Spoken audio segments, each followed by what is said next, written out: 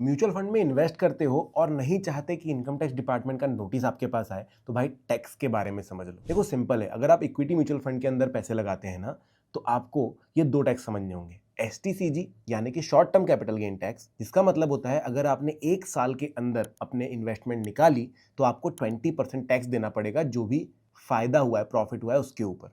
आपने 1000 रुपए लगाए थे, वो 1100 रुपए बन गए, तो 100 रुपए के ऊपर आपको 20% देना पड़ेगा, मतलब 20 रुपए लगेंगे। लेकिन अगर आप उसे एक साल कैरी कर लेते हो, आपने 1000 रुपए एक साल तक कैरी कर लिए, अब 13वें महीने में आप वो पैसे निकालते हैं जो कि 1000 के शायद 1200 रुपए हो गए थे, तो आपको कुछ भी टैक्स नहीं देना है, क्योंकि गेन्स मतलब 1,25,000 रुपए तक के प्रॉफिट पर आपको कोई टैक्स नहीं लगता है एक साल के बाद।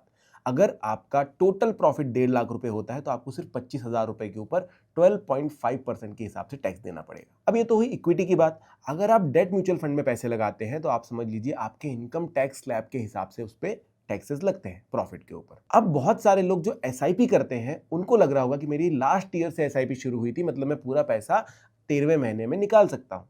ऐसा नहीं है। आपने पहली एसआईपी भले ही 12 महीने पहले की थी, तो आप सिर्फ पहली एसआईपी का पैसा ही निकाल सकते हैं। और क्योंकि फर्स्ट इन फर्स्ट आउट का मेथड होता है, तो आपका अगर 1000 रुपए की एसआईपी थी तो 1000 रुपए आप निकालेंगे, उसके प्रॉफिट पे टैक्स नहीं लगेगा। लेकिन second month, third month, 4 month की जो एसआईपी थी वो निकालेंगे, तो क्योंकि उनको एक साल कंप्लीट नहीं हुआ है, उस पर टैक्सेस अप्लीकेबल होंगे, वो भी एसटीसीजी यानी कि short term capital gain tax. तो पैसे निकालते समय ध्यान दीजिए, वरना टैक्सेस काफी ज्यादा बढ़ जाएंगे।